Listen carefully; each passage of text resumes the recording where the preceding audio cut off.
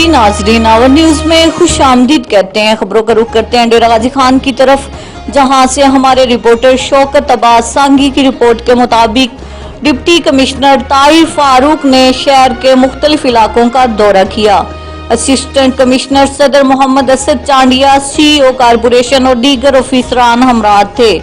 उन्होंने शहर में सेवरेज मसाइल का जायजा लिया। सेवरेज मसाइल के हल के लिए ड्रेन्स और मेन होल्स की हंगामी बुनियादों पर सफाई के अहकाम जारी किए।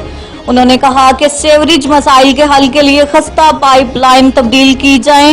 डिप्टी कमिश्नर ने कहा कि मटीरियल के म्यार पर हरगिज समझौता नहीं किया जाएगा।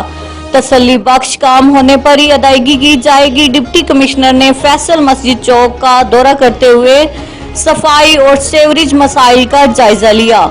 उन्होंने मॉडल टाउन रोड का भी दौरा किया और मेन होल्स को पाइपलाइन के जरिए मुंसलिक करने के अहकाम जारी किए। उन्होंने डीजी खान क्लब का भी दौरा किया। डिप्टी कमिश्नर ने क्लब की बहाली, 4 दीवारी की तमीर, स्पोर्ट्स ग्राउंड की बेहतरी और PHA वर्क्स को जल्द मुकम्मल करने की हदायत जारी की। मजीद खबरों और अपडेट्स के लिए देखते रहिए आवर न्यूज।